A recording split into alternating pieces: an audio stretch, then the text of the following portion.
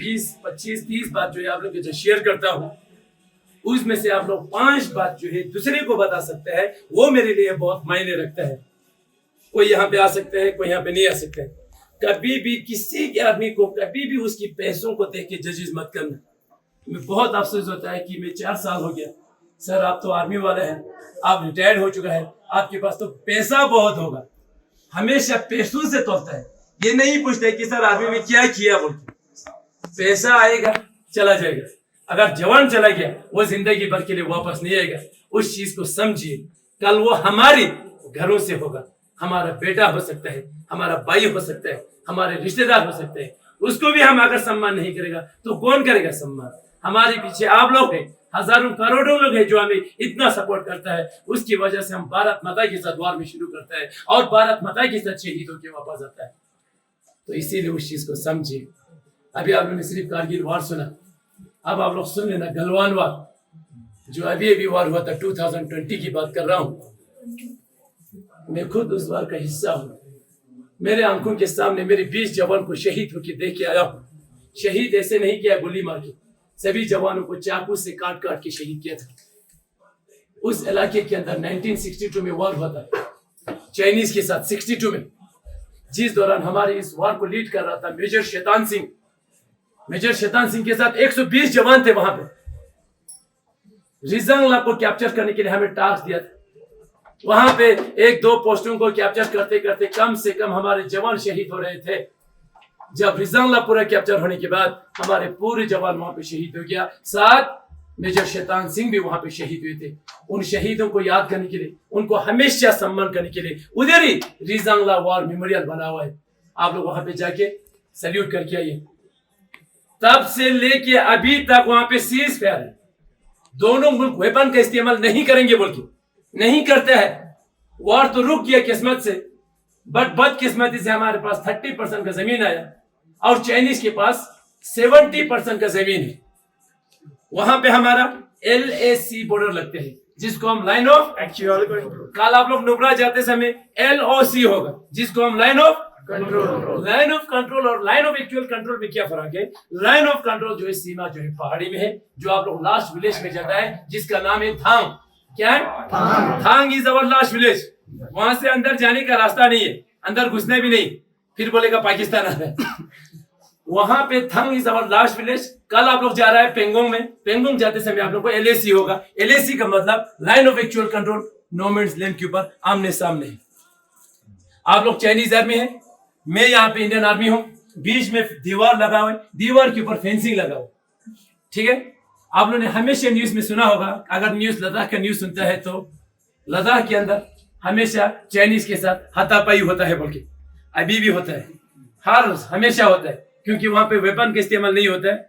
LAC के ऊपर both side patrolling होता है, चाइनीज की तरफ से भी, इंडियन आर्मी की तरफ से भी। इंडियन आर्मी आता है, अपना फेंसिंग को ठीक करके वापस चले जाता है। चाइनीज लोग आता है, अपना फेंसिंग ठीक होता है, उनका हम अंदर नहीं जाता है तो उनका ठीक होता है। वो लोग अपना फेंसिंग ठीक है बोल के अपना गेट खोलता है फेंसिंग का, और हमारी दीवार को एक लात मारता है और पूरा फेंसिंग जो गिरा देता है, और वो फेंसिंग कहां पे लेके जाता है? जहां पे थे वहां से और थोड़ा आगे डाल देता है। इसके बीच में 4-5 फुट चले जाता है। ऑलरेडी 30% है। अब उस 30% में से हर एक साल में 4-5 फुट लेके जाएगा। हमारे पास तो पेंगोंग भी नहीं रहेगा फिर। तो इसीलिए हमारे जवान वहां से दौड़ के आता है, और वहां पे जो चाइनीज होता है उनके साथ हाथापाई होता है, लात मारता है, धक्का मारता है, उसको पुश करके हमारे फेंसिंग को यहाँ से दोबारा वहां पे डाल के फिर वहां से हम लोग वापस आते। बट इस बार क्या हुआ? 2020 में एक दुखद वाली कहानी जो है, आप लोगों ने नाम सुना होगा, कर्नल भिकुमला संतोष बाबू 16 बिहार में कमांड करते थे। बिहार एक यूनिट है, रेजिमेंट है, उस यूनिट का वो CO था, जिसको हम बोलते हैं कमांडिंग ऑफिसर। कमांडिंग ऑफिसर के साथ 20 जवान डेली रूटीन वाइज उस पेट्रोलिंग के ऊपर पेट्रोलिंग करने के लिए गया था। वापस आते समय हमारे 20 जवान को चाइनीज के 300 जवान मिलकर घेर लिया। हमें इतना डर नहीं लगा क्योंकि वहां पे वेपन का इस्तेमाल नहीं होता था। आते थे डेली और वो लोग चले जाते थे। बट इस बार उन्होंने हमें पीठ पीछे धोखा देके अचानक जमीन के अंदर अंदर से कहां से निकाल दिया, शार्प वेपन का इस्तेमाल किया। शार्प का मतलब इतना बड़ा लकड़ी के ऊपर फेंसिंग वायर रोल किया था। अगर एक फेंसिंग वायर यहाँ पे लगेगा उसका अगला हिस्सा जो है यहां से निकल जाता है, इतना तेज होता है। हाथों में चाकू उठा के, लोहे का बड़ा रोड उठा के, बिना सोचे बिना बात किए हुए वार करना शुरू कर दिया। आधा घंटे के अंदर हमारे 20 जवान को शहीद किया। हम लोग ऊपर से दौड़ के नीचे आए थे, जवानों को बचाने की कोशिश किया और बाकी जवानों को शहीद किया था। हम लोग आके सबसे पहले चाइनीज को हाथ भी नहीं लगाया, पहले अपने जवानों को पानी से निकल के सीधा किया। किसी का भी चेहरा देखने की उसमें नहीं था, उन्होंने पूरा चाकू से काटा हुआ। हम लोग डरे नहीं, थोड़ा बहुत मजबूर हुआ था अपने जवानों को देख के, बट हम लोगों ने वहां पे बदला ले लिया। 20 की जगह 43 को मार गिराया, बट हम उसको बदला नहीं बोलते हैं। उस बदले से मेरे एक जवान वापस तो नहीं आ सकता है। एक जवान उस माँ के लिए कितना अहमियत रखते हैं उस माँ को ही पता होता है। 20 जवान इस देश के लिए कितना अहमियत रखते हैं वो हमें पता है। आखिरी समय तक, आखिरी सांस तक लड़ा और वहां पे सारे जवान वहां पे शहीद हुए। उनको फौज का second highest gallantry award for शहीद होने के बाद फौज का second highest gallantry award Mahavir चक्र से सम्मानित किया गया। उन जवानों को याद करता है, इसीलिए यहाँ पे भी लिखा हुआ है celebration 20 year of Kargil war 2019।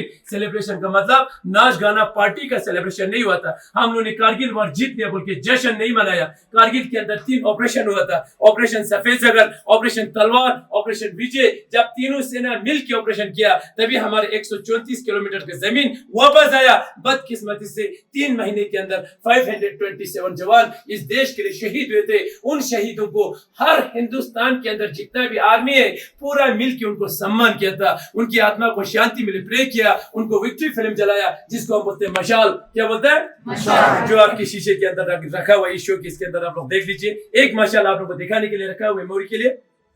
बाकी हर एक जवान इस तरह मशाल उठा के याद किया गया था जो हमारे लिए इस देश के लिए शहीद हुए। जिस दौरान इतना बड़ा जब सम्मान हुआ था, फर्स्ट टाइम तीनों सेना का एक अध्यक्ष बना था जिसको हम बोलते हैं सीडीएस। क्या बोलते हैं? CDS. Chief of defence staff general Vipin Rawat साहब फर्स्ट सीडीएस था। अभी बदकिस्मती से जनरल साहब भी हमारे बीच में नहीं है। एक हेलीकॉप्टर क्रैश में वाइफ के साथ शहीद हुए। आप लोगों को यहाँ पे सम्मान करते हुए नजर आएगा। यह है विपिन रावत साहब जो आपके सामने है। इधर होगा, इधर भी होगा, इधर भी होगा और वहां भी होगा मशाल उठा के। उन्होंने सम्मान किया था। अभी आप लोगों ने नाम सुना, वहां पे कैप्टन विक्रम बत्रा, उसका एक जुड़वा भाई है जिसका नाम है विशाल बत्रा। हर साल यहाँ पे आता है, मैं वहां पे ब्रीफ करता हूँ, थोड़ा बहुत इमोशनल हो जाता है, बाद में आके गले मिलते हैं, सभी जवानों को सैल्यूट करते हैं और यहाँ से निकल जाता है। यह है विशाल बत्रा जो आपके सामने है। अभी आप लोगों ने नाम सुना कैप्टन विक्रम बत्रा। कैप्टन विक्रम बत्रा एक पोस्ट को, किस पोस्ट को, 5140 हमारा पोस्ट था, उस पोस्ट को रिकैप्चर करते करते कैप्टन विक्रम बत्रा की पैर में 2 गोली भी लग गया था। उस 2 गोली लगने के बावजूद भी 5140 को रिकैप्चर करने के बाद उसी पोस्ट के अंदर बड़ा ऑफिसर आया, सीनियर ऑफिसर, और उस बंदे को वहां पे पहले वो 2 स्टार था, लेफ्टिनेंट बोलता है, उसको कांधे के ऊपर 2 स्टार हटा के 3 स्टार लगा दिया जिसको हम बोलते हैं कैप्टन। वो कैप्टन बन गया। कैप्टन बनने के बाद उसके अफसर आया, बेटा आपको प्रमोशन भी हुआ है, आपकी पैर में गोली लगा हुआ है, मैं आपको आगे युद्ध करने का अलाउ नहीं करूंगा, आप नीचे जाके अपना पैर का इलाज कीजिए। उसने उस बड़े अफसर को क्या रिप्लाई किया, सर इस 2 गोली से मेरा कुछ होने वाला नहीं है, अगर मेरी बॉडी में 100 गोली भी लगे तब भी मैं इस देश के लिए लड़ूंगा और इस देश के लिए शहीद हो जाऊंगा। उसकी इस जज्बे को हम सलाम करते हैं जो इतना देश के लिए जज्बा रखता है। नहीं तो हमारा खुद का एग्जाम्पल लीजिए, छोटा सा अगर घंटा लगता है तो हम लोग कितना बवाल मचाता है। वो 2 गोली लगने के बावजूद भी रातों रात पाकिस्तान की ओर बढ़ने लगा। इसीलिए उस फिल्म के अंदर बोलता है ये दिल मांगे मोर, इसलिए बोलता है ये दिल मांगे मोर। वो थका हुआ नहीं था, वो डरा हुआ नहीं था, वो दोबारा पोस्ट को रिकैप्चर करना चाहता था। दोबारा पोस्ट को रिकैप्चर करने के लिए रातों रात बढ़ने लगा। सुबह 4:30 बजे वो पाकिस्तान की 4875 में पहुंचने से पहले पाकिस्तान की 3 बंकर को ब्लास्ट करके वो 5 बजे 4875 टॉप में पहुंचने वाला था। दुश्मनों ने उसको सामने से वार नहीं किया, उसकी बैक साइड में 5 गोली लगाकर उसको वहां पे शहीद किया गया। उसको फौज का हाईएस्ट गैलेंट्री अवार्ड परम वीर चक्र से सम्मानित किया गया। उन शहीदों को याद करने के लिए शाम को दोबारा आप लोग यहाँ पे आता है लाइट एंड साउंड शो देखने के लिए। आप लोग सभी आइए, लाइट एंड साउंड शो देखिए। उसमें आप लोगों को क्लियर वार के बारे में ब्रीफ किया जाता है, वार के बारे में वीडियो की तरह यहाँ पे दिखाया जाता है। आप लोग 7:45 पे पहुंच जाना, 8 बजे शुरू हो जाता है, 8:30-40 तक खत्म हो जाता है। आप लोग आइए, सम्मान कीजिए, सम्मान करके जाना। आप लोगों को बहुत अच्छा महसूस होगा। ये था आप लोगों को कारगिल के ब्रीफिंग, ये था आप लोगों को गलवान के ब्रीफिंग। अभी आप लोगों को 2-3 मिनट के अंदर सीएचएम ग्लेशियर खत्म हो जाएगा, उसके बाद आप लोग फोटो ले लेना। तुम ना हो, जो खत्म होता है बर्फ उसको हम ग्लेशियर नहीं बोलता है। जैसे कि मान लो बाहर पहाड़ी है, उस पहाड़ी के ऊपर बर्फ होगा, उसको हम ग्लेशियर नहीं बोलते हैं। क्यों नहीं बोलता है? क्योंकि वो विंटर्स में आता है, समर में चले जाता है। ग्लेशियर के अंदर 1 साल का बर्फ नहीं है, 2 साल का बर्फ नहीं है, 2000 साल पहले बर्फ गिरता था। अभी भी वहां पे बर्फ गिरता है। समर में भी बर्फ गिरता है, विंटर्स में भी बर्फ गिरता है। इसीलिए समर का टेम्परेचर -30 to 40 और विंटर्स का टेम्परेचर -60 to -70 डिग्री में जाता है। 1 साल का बर्फ नहीं है। जब डेली जब बर्फ गिर रहा है, वो माइनस टेम्परेचर होने की वजह से मेल्ट नहीं होता है। अब मेल्ट नहीं होगा तो क्या होगा? जमेगा। नेक्स्ट डे और बर्फ गिरेगा तो वो भी जम जाएगा।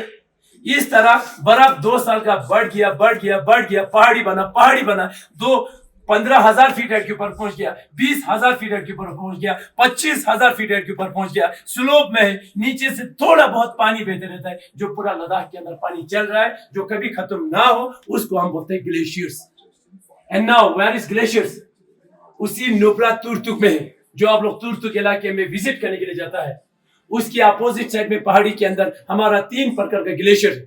First glacier, second glacier, third glacier. हर एक ग्लेशियर के अंदर 30 से 40 पोस्ट होते हैं। हर एक पोस्ट के अंदर 10 से 20 सोल्जर बैठते हैं। कम से कम 3 महीना, ज्यादा से ज्यादा 5-6 महीने तक।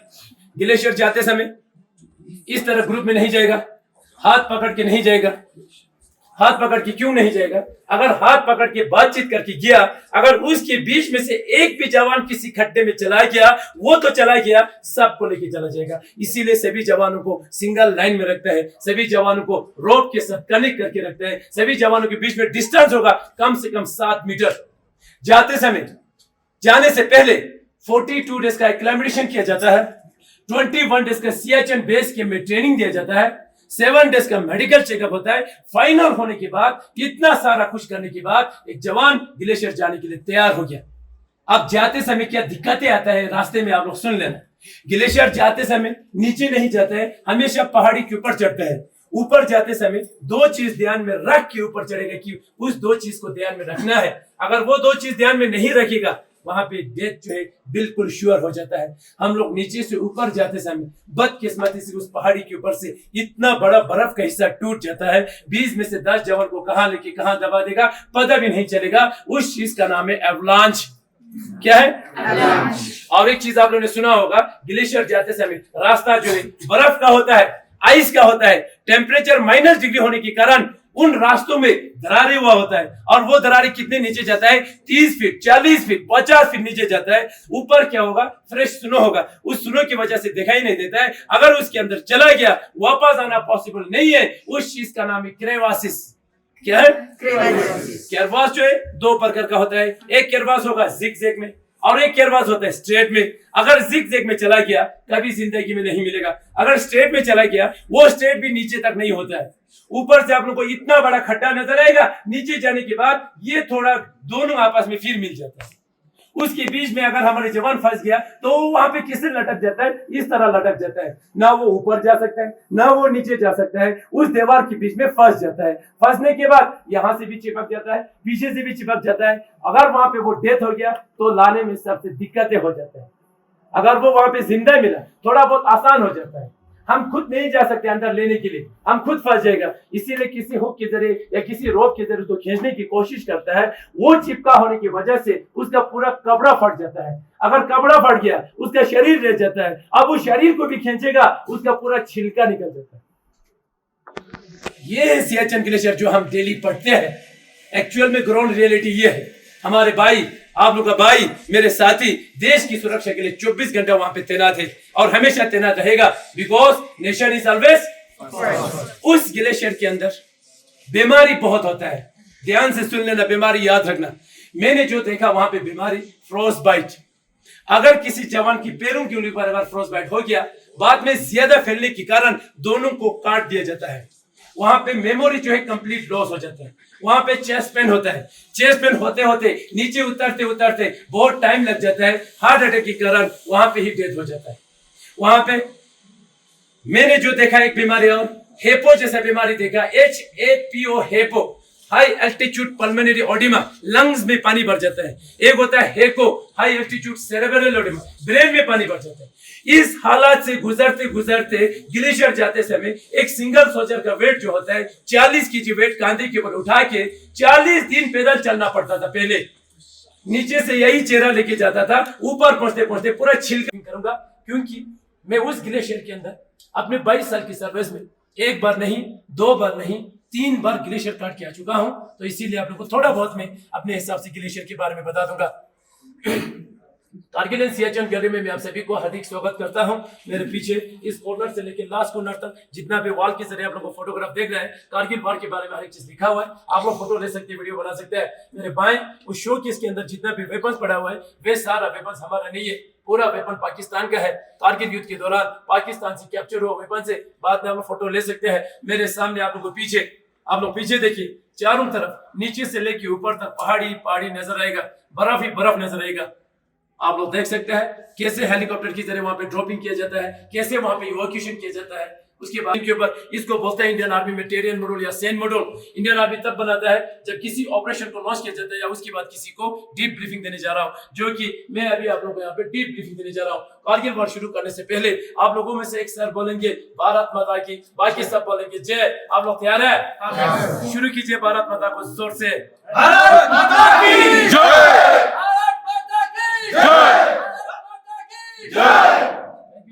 जोश बहुत ऊंचा था। आप लोग यहाँ पे कम से कम 50-60 लोग हैं। इतने सारे लोग मिलके जो भारत माता का आवाज निकाला अभी वो आवाज मैं यहाँ पे अकेला निकालता हूँ। इस आवाज से यहाँ पे 2 कबूतर सो रहे, नींद से नहीं जागा। भारत माता की जगह सब वर्ड से जेब में हाथ डाल के नहीं बोला जाता, हाथों को फोल्ड करके नहीं बोला जाता। भारत माता को हमेशा सम्मान करते हैं, हाथों को रेस करते हैं, ऊंची आवाज में 3 बार बोला जाता है, क्योंकि भारत माता से उस जवान को युद्ध के दौरान जोश मिलता है, एनर्जी मिलता है, ताकत मिलता है। वॉर शुरू होने से पहले, वॉर खत्म होने के बाद भारत माता की जय पुकारते हैं। जब तक आप लोग का भारत माता ही ठीक नहीं होगा, 5:30 बजे तक इसी तरह खड़ा रहेगा। जिस किसी का भी हाथ नीचे दिखाई दिया, अगर किसी का भी हाथ नीचे दिखाई दिया, दिन भर भारत माता पुकारने दूंगा। बाद में नहीं बोलना सर हमें लेट हो रहा है। आप लोग की आवाज जो है पाकिस्तान बॉर्डर तक जाने से जाएगा। इस आवाज से तो 100% नहीं जाएगा। आप लोगों में जोश है? आओ तो जोश, आओ तो जोश। मुझे इतना जोश है ये भारत माता में भी। चलिए दोबारा शुरू कीजिए। सर में देखो कितना जोश है। चलिए भारत माता की जय, भारत माता की जय, भारत माता की जय। थैंक यू सर, जय हिंद। बोला जाता है। अभी आप लोग यहाँ पे कारगिल वॉर के बारे में ब्रीफिंग करने चलो, आप लोग ध्यान से सुन लेना। सबसे पहले ये टेरियन मॉड्यूल के अंदर जितना भी रेड लाइन में आप दिखा रहा है, ये रोड से कोई कच्चे रोड, कोई पक्के रोड। इसके अंदर जितना भी ब्लू लाइन में दिखा रहा है, ये रिवर से कोई छोटे रिवर, कोई बड़े रिवर। चाइनीज से 2 बड़े रिवर इंडिया की ओर आ रहा है, एक इंडस रिवर और दूसरा शिंगो रिवर। उसके बाद पाकिस्तान से इंडिया के रिवर आ रहा है जिसका नाम है शिगारा रिवर, आपके सामने ठीक। उसके बाद इस मॉड्यूल के अंदर कुछ रेड लेटर में कुछ गांव का नाम लिखा हुआ रेड लेटर में, जैसे कि गुलतारी, गोन, मटियाल, बिजोदिन, मरोल। ये पीओके का कुछ गांव है जो कि अभी भी इसके अंदर मौजूद है। पीओके क्या होता है? पाकिस्तान ऑक्यूपाइड कश्मीर, जो कि पाकिस्तान वाले बोलते हैं आजाद कश्मीर। उसके बाद जितना भी एरो हेड मेरे और इंडिकेट कर रहा है, ये एलओसी है। एलओसी क्या होता है? मुझे आवाज नहीं आ रहा है। ध्यान से सुन लेना। ये जो कारगिल वॉर कैसे हुआ, क्यों हुआ? कारगिल वॉर नहीं होना था, कारगिल वॉर धोखे से हुआ। पाकिस्तान ने हमारे साथ बहुत धोखा किया था, इसलिए जो कारगिल वॉर 1999 में पाकिस्तान के साथ वॉर हुआ, 1999 से पहले इंडियन आर्मी और पाकिस्तान के बीच में एक एग्रीमेंट के ऊपर साइन किया गया था कि विंटर्स के टाइम पे दोनों मुल्क उस हाइट के ऊपर नहीं बैठेंगे जहां पे ज्यादा बर्फ होता है। ना तो इंडियन आर्मी ना तो पाकिस्तान के रेंजर्स, उनको रेंजर्स बुलाया जाता है। क्या बुलाया जाता है? इंडियन आर्मी एग्रीमेंट के हिसाब से नीचे डाउन हुआ, मगर पाकिस्तान ने ऐसा नहीं किया। पाकिस्तान धीरे धीरे अंदर आना शुरू हो गया और हमारा कुछ पोस्ट धोखे से चोरी छुपाते के ऊपर किया। वो कौन सा पोस्ट है आप लोग जमीन के अंदर देख देना। सबसे पहले द्रास के अंदर तोलोलिंग 5140, टाइगर हिल 4875, उसके बाद कारगिल के अंदर 5608, कप्सारेन मजदर, लास्ट में बटाली के अंदर जुबर हाइट, मुंटू डालू, खालोबार पोस्ट, एनयलदोर, ये पूरे का पूरा जमीन आप लोग को यहाँ पे देखने में छोटा दिखाई देगा, मगर द्रास से लेके बटाली तक अबाउट 134 किलोमीटर जमीन उन्होंने धोखे से चोरी छुपाते के ऊपर किया था। उस दौरान इंडियन आर्मी एग्रीमेंट के हिसाब से नीचे डाउन हुए थे। इंडियन आर्मी को कैसे पता चला कि हमारा पोस्ट ऑक्यूपाई हो चुका है? बटाली के अंदर एक पोस्ट है जिसका नाम है मुंटू डालू। क्या लिखा हुआ है? आवाज नहीं आ रहा है। मुंटू डालू 506 के ऊपर एक चढ़वा था, बेड बकरी चढ़ाने वाला लद्दाखी सिविलियन जिसका नाम था टाशी नमग्याल। क्या था? टाशी नमग्याल। ये जो है टाशी नमग्याल मुंटू डालू इलाके के अंदर हर हमेशा बेड बकरी ऊपर नीचे करते रहते थे। एक दिन मुंटू डालू इलाके के अंदर उसने वहां पे कुछ हरकत को देखा, वहां पे कुछ लोग हरकत कर रहे थे। पहले उसने देखा कि ये इंडियन आर्मी है कि पाकिस्तान आर्मी है। वहां पे उसने देखा लंबे चौड़े पठानी सूट में 8 से 10 लोग पत्थर से बंकर बना रहा था। उनको कंफर्म हुआ कि ये इंडियन आर्मी नहीं है, पाकिस्तान आर्मी है। इसीलिए फटाफट बटाली बेस में आके इंडियन आर्मी को इंफॉर्मेशन दिया जाता है, सर मुंटू डालू इलाके के अंदर कुछ हरकत हो रहा है, आप लोग देख लेना बोल के इंडियन आर्मी फटाफट एक्टिवेट हो जाता है और वहां पे पेट्रोलिंग किया जाता है। उस पेट्रोलिंग कमांडर का नाम था कैप्टन सौरभ कालिया। क्या था?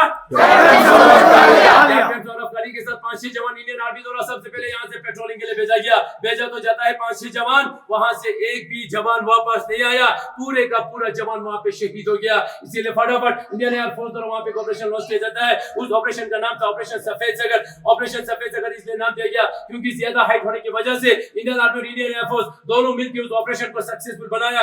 ऑपरेशन तो सक्सेसफुल हो गया, मगर खालूबार 4812 के ऊपर हमारी 111 गोरखा राइफल का कैप्टन मनोज कुमार पांडे बहादुरी के साथ, ईमानदारी के साथ लड़ते लड़ते वहां पे वो शहीद हो गया। उनकी वीरता को देख के, उनकी बहादुरी को देख के भारत सरकार द्वारा उनको सबसे पहले परम वीर चक्र से सम्मानित किया गया। नेक्स्ट आता है द्रास। विनती करता हूं इस भारत माता को हमेशा ऊंचा रखिए, क्योंकि मैं युद्ध के दौरान देख के आया हूं मेरे जवान वहां पे शहीद होने से पहले भारत माता की जय पुकार के शहीद होता है। हम लोग उनको सम्मान करने के लिए यहाँ पे भारत माता की जय पुकारता है। अगर हम लोग इनको सम्मान नहीं करेगा, अगर हम लोग इनको याद नहीं करेगा, तो यहाँ पे कोई सम्मान करने वाला नहीं होगा। पाकिस्तान खुद की सैनिक को आइडेंटिफाई नहीं करता है, तो वो लोग हमारे जवानों को कभी भी सम्मान नहीं करेगा। आप लोग अभी एग्जिट होते समय बाहर देख लेना, इतना बड़ा वार मेमोरियल बना हुआ है। उस वार मेमोरियल के वॉल में 1897 शहीदों का नाम लिखा हुआ है।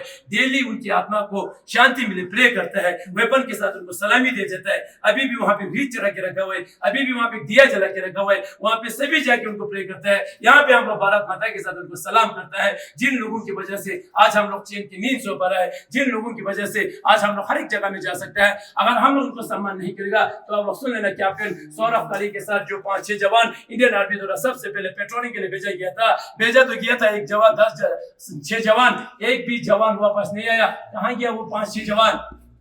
पाकिस्तान ने वहां से जिंदा बंदी बना के ले लिया और उन जवानों के साथ वो वाला हरकत किया जो हम कभी सोच भी नहीं सकते हैं। 5 जवानों को 3 दिन के अंदर गोली मार के शहीद किया। और छठा जो था हमारा कैप्टन सौरभ कालिया था। कैप्टन सौरभ कालिया को पाकिस्तान वालों ने 22 दिन जिंदा रखा, 22 का 22 दिन टॉर्चर किया। टॉर्चर करते समय सबसे पहले उसका दोनों आंखें निकाल दिया, 10 दिन के अंदर उसका 10 जिंदा नाखून निकाल दिया, उसकी कान में इतना बड़ा रोड लाल करके यहां से यहां निकाल के उसकी बॉडी को 8 पीसेस बना यहाँ पे भेजा जाता है। आज आप लोग उनको महज उन शहीदों को सल्यूट करने के लिए आया हुआ है। अभी अभी आप लोगों ने नाम सुना कैप्टन विजय थवर, 22 साल की उम्र में शहीद हुआ था। कितना उम्र होता है 22 साल? इतना ही छोटा। फर्स्ट पोस्टिंग कारगिल के अंदर युद्ध लड़ने के लिए उस बंदे को पता चला मैं इसी युद्ध के दौरान शहीद हो जाऊंगा, इसीलिए उसने अपने पापा के नाम 3 दिन पहले एक इमोशनल लेटर छोड़ के किया था। वो लेटर अभी भी हमारे पास है, बट वो जवान हमारे बीच में नहीं है।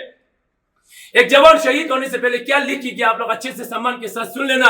डियरेस्ट पापा मम्मा बड़ी के ग्रामी, by the time you get this letter I will be observing you all from the sky, enjoying the hospitality of Apsaras.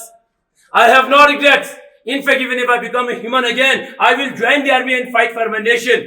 If you can, please come and see where the Indian army fight for you tomorrow.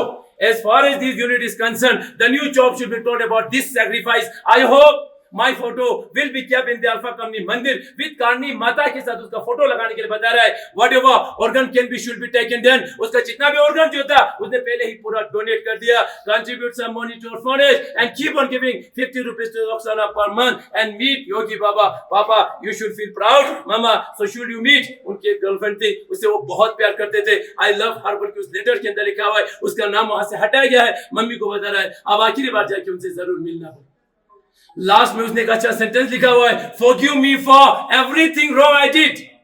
अब वो 22 साल की उम्र में क्या गलती कर सकता है? 22 साल की उम्र में उसका जीवन स्टार्ट था. 22 साल की उम्र में इस देश के लिए शहीद हुए उन वीर शहीदों का हम यहाँ पे सलाम करते हैं. उन वीर शहीदों का हम यहाँ पे सल्यूट करता है जिन लोगों की वजह से आज हम लोग हर एक जगह भी जा सकते हैं. आप लोग कहीं भी जाता है हर शहीदों को वहां पे सम्मान कीजिए. जो जवान है उनको आप लोग याद कीजिए.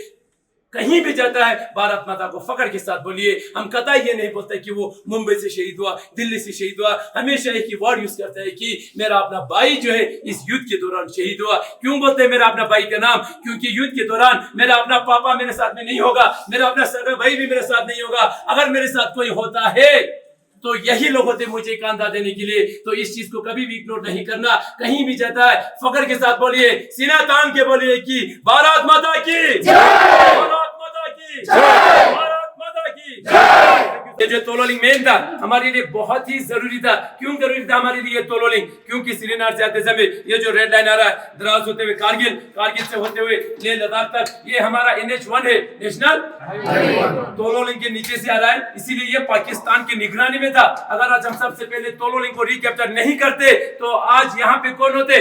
पाकिस्तान. ऐसा होने देते नहीं, ऐसा होने देते नहीं. ऐसा ना हो. तोलोलिंग को रिकैप्चर करने के लिए कैप्टन विजय थापर को टास्क दिया. कैप्टन विजय थापर बहादुरी के साथ, ईमानदारी के साथ तोलोलिंग को रिकैप्चर करने के बाद 22 साल की उम्र में यहाँ पे शहीद हो गया. जिसका द लास्ट पोस्ट आप लोग यहाँ पे जरूर पढ़िए. द लास्ट पोस्ट करके आप लोगों को प्राउड फील होगा, फख्र महसूस होगा. शहीद होने से 2 दिन पहले अपने पिताजी के नाम खत लिख के वो शहीद हुए. बाद में आप लोग अच्छे से पढ़ सकते हैं. उसके बाद पॉइंट 5143 को रिकैप्चर करने के लिए कैप्टन विक्रम बत्रा को टास्क दिया. आप सभी को मालूम होगा कैप्टन विक्रम बत्रा का दूसरा नाम भी है शेरशाह. के लिए आवाज बहुत कम होता है. कैप्टन विक्रम बत्रा का दूसरा नाम क्या था? शेरशाह को टास्क दिया था 5143 को रिकैप्चर करने के लिए. और उसने किया भी बहादुरी के साथ. 5143 को रिकैप्चर करने के बाद दोबारा आगे एडवांस करते समय 2 गोली लगने के कारण कैप्टन विक्रम बत्रा वहां पे घायल हुआ. घायल होते ही अपने सीनियर ऑफिसर को यहां से 4 बार का एक मैसेज भी पास किया जाता है. वो मैसेज क्या था?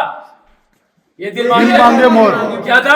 ये दिल मांगे मोर. पर दोबारा 4875 के बढ़ने लगा. 4875 में पहुंचने से पहले कैप्टन विक्रम बत्रा 2 गोली लगने के बावजूद भी पाकिस्तान के 3 बंकर को बर्बाद करके, जिससे कैप्टन विक्रम बत्रा 4875 टॉप में पहुंचने वाला था, अचानक बैक साइड में 5 गोली लगने के कारण कैप्टन विक्रम बत्रा भी वहां पे शहीद हो गया. उनकी वीरता को देखिए, उनको भी परम वीर चक्र से सम्मानित किया गया. बाकी उसके साथ जितना भी सेना थे, राइफलमैन संजीव कुमार के साथ पूरा सेना मिलके 4875 को बहादुरी के साथ कैप्चर किया और वहां पे अपना तिरंगा लहराया. भारत माता की जय पुकार के संजीव कुमार यहां से जीवित वापस आए थे. अभी भी संजीव कुमार जीवित है. लास्ट में आता है टाइगर हिल. ज्यादा डोमिनेटेड होने के कारण इंडियन आर्मी को कम से कम 1 महीने का समय लग गया. टाइगर हिल को रिकैप्चर करने के लिए 18 ग्रेनेडियर को टास्क दिया था. आप लोगों ने नाम सुना होगा ग्रेनेडियर योगेंद्र सिंह. ग्रेनेडियर योगेंद्र सिंह के साथ जितना भी सेना थे टाइगर हिल को 1 महीने के अंदर पूरे का पूरा रिकैप्चर तो कर लिया. मगर योगेंद्र सिंह को टाइगर हिल के ऊपर पहुंचते पहुंचते कम से कम 17 गोली लगा उसको. वहां पे 17 गोली लगने के बावजूद भी किसी भी तरह रेंगते रेंगते जाके अपना तिरंगा वहां पे लहराया. भारत माता की जय पुकार के योगेंद्र सिंह 17 गोली लगने के बाद यहां से जीवित वापस आए थे. अभी भी जीवित है. क्या बात है. लास्ट में थे कारगिल 5608 का साजन मजदार. ये भी पाकिस्तान ने पकड़ के रखा था इंडियन नेवी द्वारा. लास्ट में यहाँ पे ऑपरेशन लॉन्च किया गया. उस ऑपरेशन का नाम था ऑपरेशन तलवार. ये जो कारगिल वॉर 1999 एक्चुअल में शुरू हुआ था 28 से 2 मई को और कारगिल में आके 26 जुलाई को ये वॉर खत्म हो गया. कम से कम इंडियन आर्मी को 3 महीने का समय लग गया. पाकिस्तान ने जितना भी जगह जमीन पर ऑक्यूपाई करके रखा था, इंडियन आर्मी ने 3 महीने के अंदर पूरे का पूरा रिकैप्चर किया. पाकिस्तान को यहां से एक भी टुकड़ा लेके जाने नहीं दिया. इसीलिए हर साल 26 जुलाई को कारगिल विजय दिवस मनाते हैं. और इस दौरान इस देश की सुरक्षा करते करते उन माओं का 3 महीने के अंदर 527 जवान इस देश के लिए शहीद हुए और 1100 से ज्यादा यहाँ पे घायल हुए. Thank you. जय हिंद. आमच्या बरोबर 24 जणांचो गुरु आमच्या गुरूच्या मार्गदर्शनान आमी कारगिल वॉर मेमोरियल पळोवपाक आमकां संदी मेळटली. 15 वर्सां पयलीं हांव आयिल्लो हांगासर, तेन्ना ज्या भावनेन आयिल्लो त्याच परत एकदा भावनेन परत एकदा आमी ह्या फावटी इतले आसा. 1999 कारगिल युद्ध जेन्ना जाल्लें, जेन्ना पूर्ण देश, गोंयकार जावं, केरला जावं, UP जावं किंवा काश्मीर जावं, एका जुटान आमी प्रार्थना केल्ली आनी जेन्ना आमी जैत मेळयली तेन्ना आमचो एक जी देशभक्ती जागलेली पळय, ती संदी आमकां त्या संदीक लागून आयज हे कारगिल वॉर मेमोरियल आमकां लागून केल्लें आसा. कित्याक आमचे जे जवानान बलिदान दिल्या, आमी घरा कडेन बसून आमी कितें करूंक शकता, आमी कशें तेंचो मन प्रोत्साहन करूंक शकता, जे ह्या हार्श क्लायमेटान ते आमच्या देशाक आमी सुशागाद बसून आमच्या देशाची रक्षा करता, त्या कारगिल सैनीक, त्या आसामाच्या सैन्याक आमी अभिवादन करपा जाय. हांगासर 545 हुतात्मा स्मारक आसा. तांकां जेन्ना पळयता तेन्ना एक काळजान एक देशभक्तीचें प्रेम भरोन येता आनी तेंच्या फॅमिलीक लागून आनी तेंच्या सगळ्या परिवाराक लागून आनी आमच्या भारतीय परिवाराक लागून एक वेगळीच देशभक्तीची निर्माण जाता. त्या सगळ्या सैनिकांक म्हाजो प्रणाम. जय हिंद, जय जवान. हांव खूब वर्सांनी चिंततालो की अमरनाथ यात्रा करपाक म्हाका मेळटली काय ना म्हूण, पूण आज असो योगायोग येयलो आनीक म्हाजे मित्र सोयरू कोमरपंत यांच्या प्रेरणेन म्हाका आज अमरनाथ यात्रा करपाचो योग येयलो. त्याच बरोबर वयरभर वयता वयता आमकां कारगिलाक कच्ची स्मारक आहा ताका भेट दिवपाचोय बी योग येयलो. जे 1999 मे टू जुलय अशे 2 म्हयने कारगिल युद्ध जालें आनी त्या युद्धाक आमच्या जवानांनी आपले बलिदान दिले, आपले सर्वस्व अर्पण केले. 545 जवानांचे शाहीद जाल्ले जवानांचे स्मारकाक आमी भेट दिवपाक मेळ्ळी आनी ती ज्योत अजुनूय थंय तेवत आसा, अजून ती पेट्टा आनी अशी जाग्यार तांकां मानवंदना करपाची आमकां आज संदी मेळ्ळी आसा. ही प्रेरणा घेवन आमच्या मनाक जें कितें आसा तें राष्ट्रभक्ती निर्माण करपाची प्रेरणा जी आमकां मेळ्ळी, त्या बद्दल आमी त्या जवानाक परत एकदा हांव मानवंदना करता. Jai Hind. I was very fortunate that I got an opportunity to visit Hall of Fame in Leh, and when I entered there was an ex-serviceman जेणे म्हाका तांचे कारगिल वॉर, गालवान वॉरांचे जे हिस्ट्री आसा ते नरेट करून आमकां सांगले. आनी जेन्ना ते सांगताले अक्षरशः त्यांच्या आवाजांनी इतको there was so much of pain in his voice because he was one of the survivor in those war that he was there. So ताणें ज्या भशेन आमकां हिस्ट्री सांगली, I literally had goose bumps on my hand and अक्षरशः दोळ्याच्यान सुद्दां दुखां येवपाक लागली. हांव एकटेच न्ही, आनी खुबशे लोक आशिल्ले जे भायले देशाच्यान आयले विजीट करपाक, स्पेशली मुद्दाम आयले हॉल ऑफ फेम विजीट करपाक. आमचे इंडियन सोल्जर्सांक पाकिस्तान आनी चायनाच्या सोल्जरांक जशे तरेन मारून उडयले, तांकां वीर मरण आयले. आमचे सोल्जरान तशेंच तेंच्या सोल्जरान आमचे जर 20 मारले जाल्यार आमच्या सोल्जरान तेंचे 50 सोल्जर्स मारून उडयले. सो हे सगळे पळोवन हांव आमच्या तरणाट्यांक अपील करूंक सोदता, तेंचे भितर देश प्रेम जागोवंक सोदता. If you get an opportunity, do visit Hall of Fame in Leh because it is worth observing everything in there. There was one more thing that he told us. A 22-year-old boy, a soldier, ताका खबर आशिल्लें आपले मरण येवपाचें आसा. सो ताणें आपल्या डॅडीक letter बरयल्लें and it was, the letter is still there. It is literally I was feeling very sad to read all those things. आणि हांव सांगिल्ल्या भशेन आमच्या तरणाट्यांक अपील करता, तुमकां जर पॉसिबल आसा प्लीज विजीट करा. आनी आमचे जे सोल्जर्सांक जे वीर मरण आयिल्ले आसा, हांव तांकां नमन करता की तांचे लागून आमी सुशेगाद आमच्या घरान न्हिदता. दे रियली वर्क हार्ड आनी आमी सुशेगाद न्हिदून आसता. सो तांचे खातीर म्हाजे भितर तरी खूब देशप्रेम आसा. सो हांव आमच्या तरणाट्यांक सुद्दां अपील करता की तुमी बी हे देशप्रेम जागृत दवरपाचें. नमस्कार.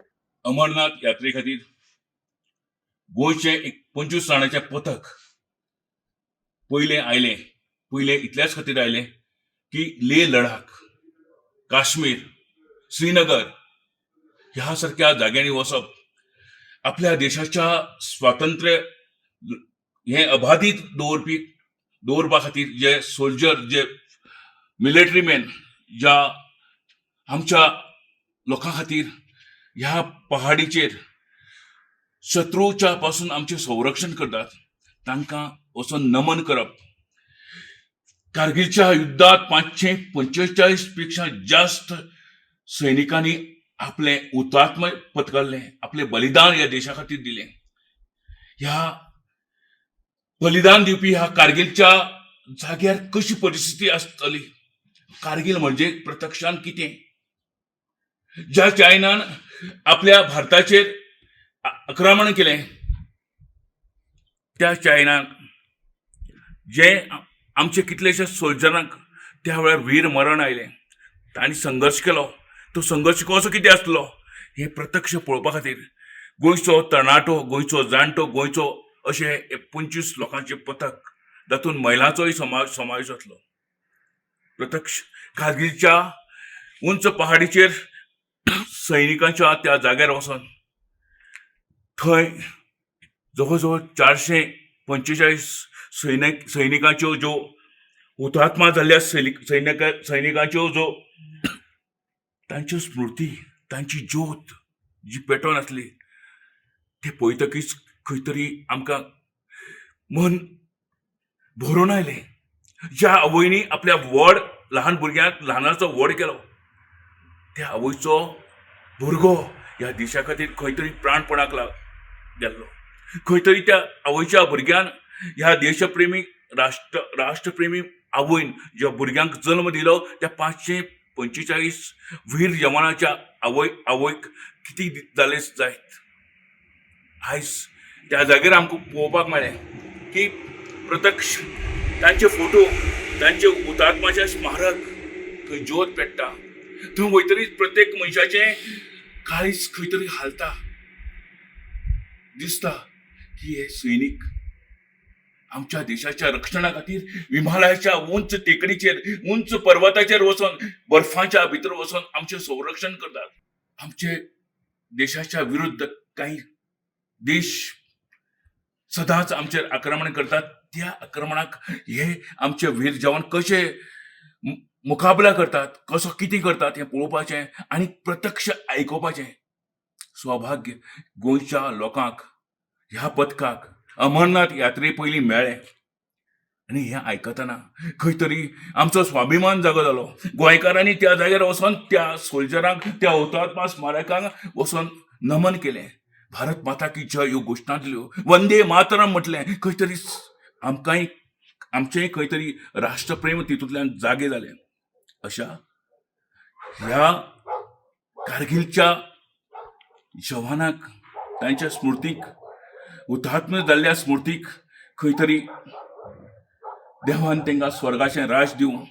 आनीक आमच्या गोंयकार सुद्दां ह्या देशाचें संरक्षण करपा खातीर, स्वातंत्र्या खातीर, स्वातंत्र्य अबादीत राखपा खातीर खंय तरी आमचे भुरगे ह्या मिलिटरींत वयचे, सैनीक जावचे आनी ह्या देशाचें रक्षण करचें अशेंच आमकां आयिल्ल्या प्रत्येक नागरिकाक, प्रत्येक मनशाक दिसतालें. गोमंतक टीव्ही खातीर सोयरू कोमारबंद.